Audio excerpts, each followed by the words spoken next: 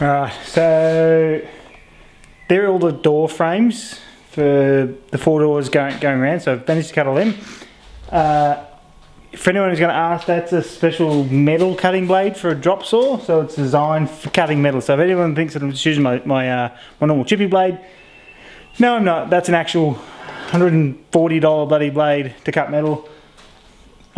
Some guards may have been removed for video purposes on the drop saw. Maybe, yeah.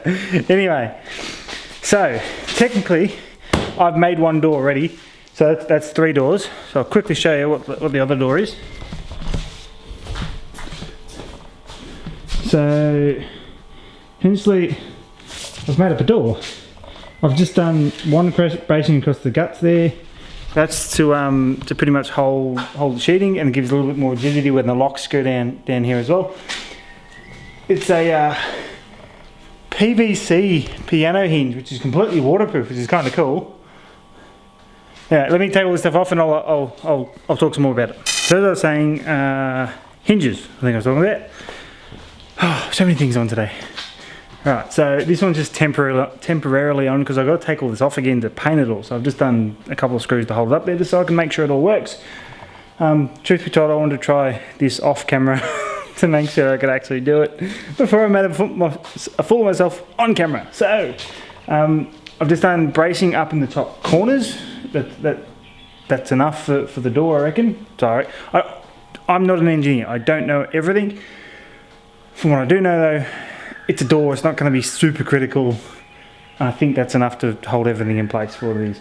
I've done the center rail across here to support the sheeting that's going to go on top of it, and I've done it slightly below half because the locks are going to go down here somewhere, and it'll give it a bit more rigidity to the sheet metal because these locks just basically squish against the sheet metal to create the pressure on it. So I'm hoping that's enough. Worst case scenario, if it doesn't work, I'll weld in something closer to it and make it stronger that way, if I got to. So this one is basically just a PVC channel from Dun & Watson. You can get it from other places as well. And it's completely waterproof. So on top there, it creates that channel as you use it, which is quite nice. Essentially it's just fixings from underneath. I've only got a couple in there at the moment just to sort of hold it up there from there. So, and obviously I've still got to put some gas straps on there, so there'll be gas strap from here up to the door. I only want it though so the door sits just below 90 degrees, so that way water runs off the front rather than running towards the back like that. So it'll be just down, just a frag. So I've got to get onto, I think Dun & Watson's got a little formula on the website. Got to get onto their website and make sure that I know what I'm doing for one. I've got to get the weight of the door, and then I've got to get the heights and everything else, and I can figure out what gas strap I need for these. So I have to get all the gas struts on, so I've got to weld on the little plates and stuff before I paint everything, because I have to weld it on, so it needs to be painted after I welded it. So yeah, anyway. Alright, that's one door done. How about I show you, actually, I think my welding is coming along, considering I haven't really done that much. I'm pretty happy with how that door turned out and in the penetration of the welds and how it works, and my speed and angles and everything else. I think it's coming along all right. Like the door's holding together, so can't be that bad. But I'll show you how I done it, so to say. So I'll make the next door on camera, and hopefully it gives you guys a bit of info on how to do it. Once I've got all the doors on, I'll run around what else I've done to the trailer in the sense of for water ingress and dust ingress, and how I'm going to negate that or mitigate that, hopefully. So here we go. And once the doors are on, it's almost it for the metal component of it, and then it's sort of moving into more the cabinet component. So I've got to build all the inside, so the false floor and everything else. So I've just got to paint it first. But it's surprisingly moving pretty fast. I like it. Alright, so just jumping forward ever so slightly here, with the 12 volt setup of the camper, I've been thinking about what I want to be doing with it. Obviously it's going to be sitting here next to the drawer section for whatever's going to go in there. And it's going to be like a little command center here. I'm trying to think, obviously budget build, how do I keep the cost down? So, part because I've already got one, you know, the ECOFLOW 2000 max, so essentially this is 2000 watts of power in here. It's got everything I need. It's got the inverter, so I don't have to buy that. It's got an inbuilt charger. It accepts solar straight into it without a regulator because it's already got an MPPT charger inside it. It's kind of like a one-stop box. It does also help. This video is sponsored by ECOFLOW, so go check them out, of course. Some of the cool features of this that I don't have to worry about buying separately, obviously as mentioned, but everything just is already on the unit. So I've got my cigarette lighter adapter here. I've got 4 240 power adapters. Everything's nice and neat and tidy in the one spot. Obviously all your charging points are here. You can do solar or 240 volt input there, which means I don't have to buy a 240 volt charger for the batteries either. So it's just another cost saving because everything's in the one place.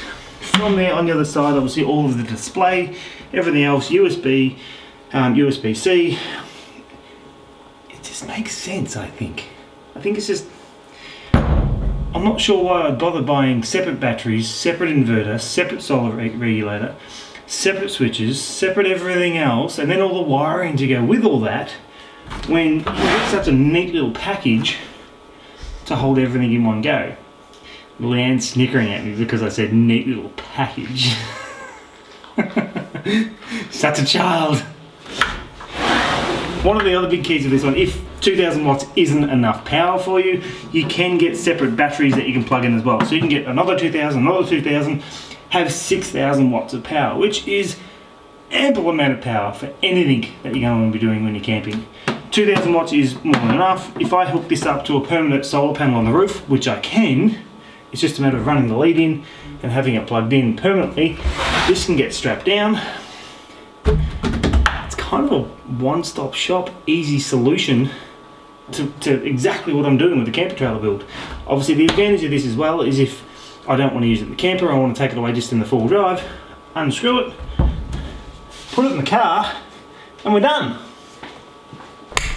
And one of the other super cool features, don't need a shunt because it's got a built-in Bluetooth monitor straight to the battery.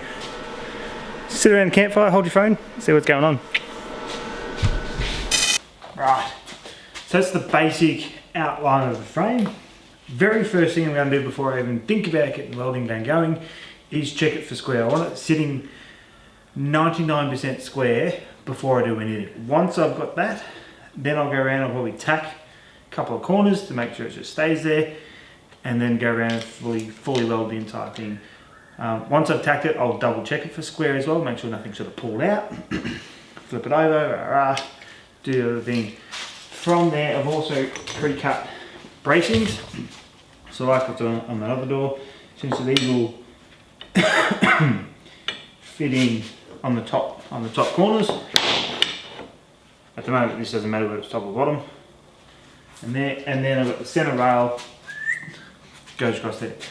Being a cabinet maker, I'm big on cutting lists and pre-cutting stuff, so I've measured everything up, made a bit of a cutting list, cut everything's ready to go. So now it's just a bit of a production line to get it through.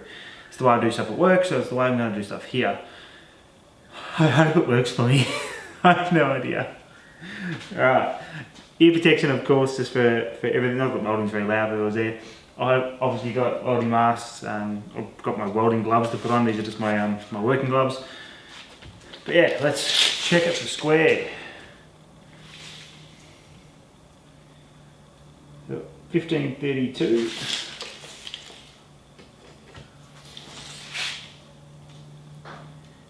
$15.40, nowhere near square. That means this has got to go this way a fair bit. So we'll work it out. 1537.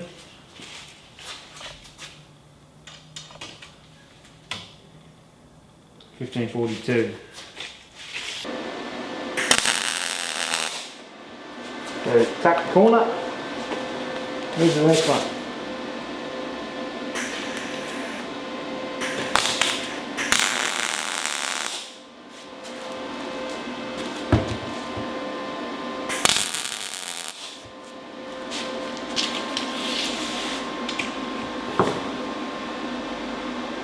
1540, so we should be good. 1540. Alright, get it out.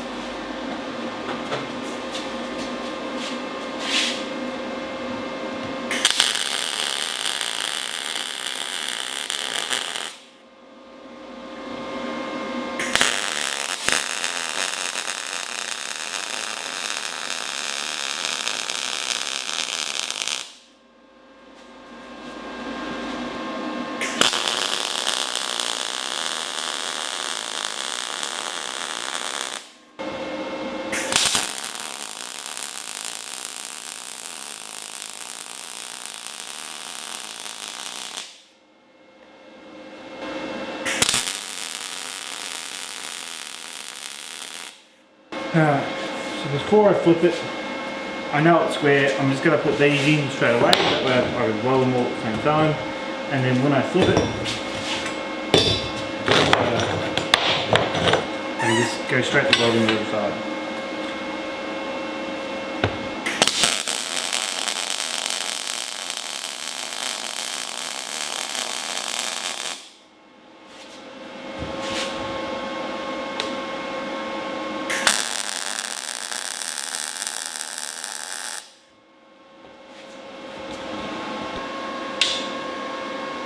Yep, sweet.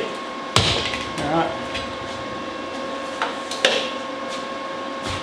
Flip her over. So it should be pretty solid by now. And now basically just go through, weld up the other side, grind it all off, it's all done. They're definitely not the prettiest of welds. I've got a couple of half okay ones, they're not the ugliest of the weld. I'm going to grind it all off because it has to be ground off so it's flat for sheeting. So as long as I'm getting good penetration, that's the main thing I'm chasing at the moment. Just make sure that it's strong enough to hold everything I want. So, and I'm 100% confident of that. So,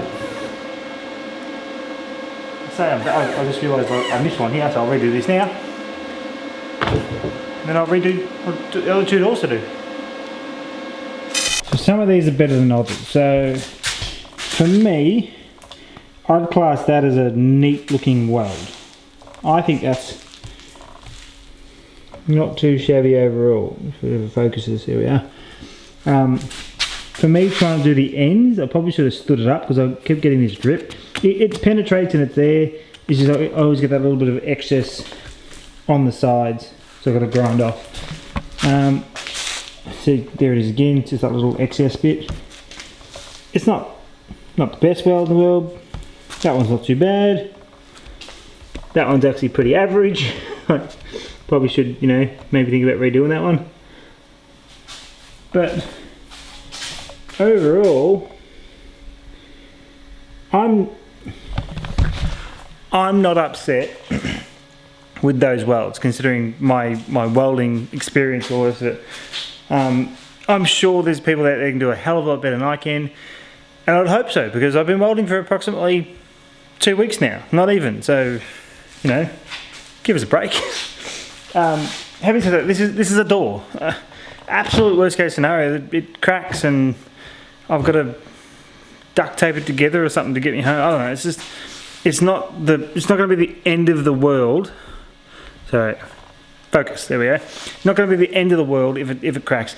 Don't forget, this is going to have sheet metal all over it as well, which is going to be Sikaflex to it, which reinforces it at the same time. So there's nominal bracing to go on with it. So it's not just 100% relying on the welds.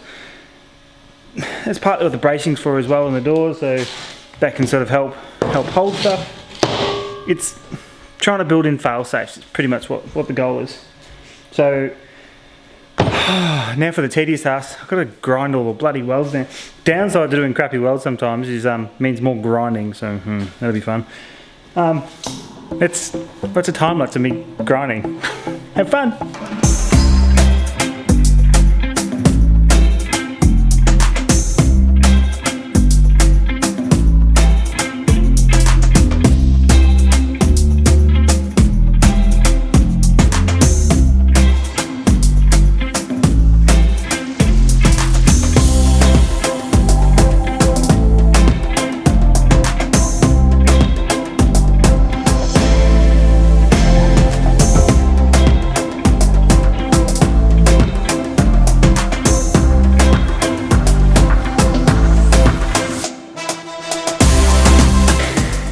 So some stuff's happened in the last, I don't know, couple of hours.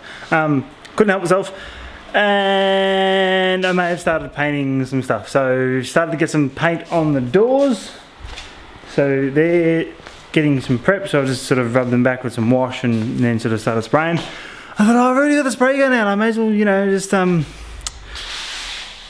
start spraying the trailer. So I wiped that down as well with some prep. And I've started spraying all of this in the matte black that I wanted to do it all in as well.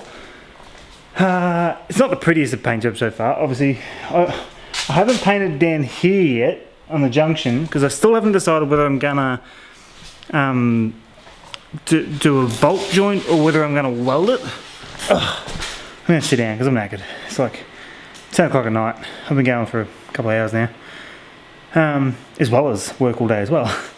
So I've started getting that paint on there. I just want to get something on there, mainly around the door frames was my initial idea. Like, just paint the door frames and then I can mount the hinges and then I can sort of paint around the rest of it later. And then I kind of got carried away and I painted about 80% of it so far.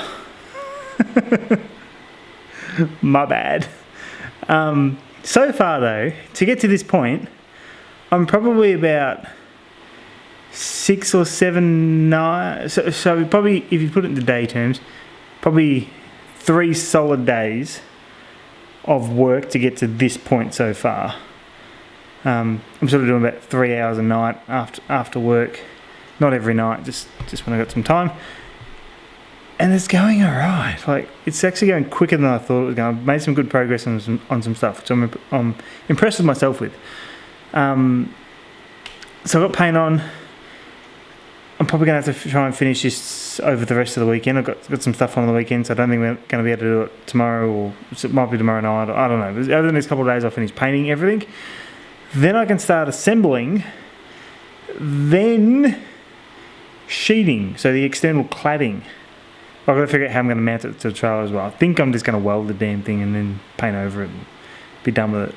I think, but I haven't decided yet. But that'll be in a future episode. Yeah, so I'm going to end this episode here. So painting will be done by the time episode 3 comes out. I will try and order some sheeting. So next episode I'll probably start doing cladding. I'll make episode 3 about the cladding and how I'm going to finish all the outside, get all the hinges on, get all the doors on, get that done so the external structure is finished. And then episode 4 will be starting the internal fit out. So that'll be the floor, all the kitchen, the drawers. I might put that into 4 and 5 because there's a fair bit of work and all that stuff. So maybe I'll do, yeah, I don't know. I'll figure that out. But so yeah. Anyway, we're done. I'm rambling. Sorry. Don't forget to like, subscribe, leave a comment down below, and I really hope you guys like all this because this is a lot of effort. I'll see you next week.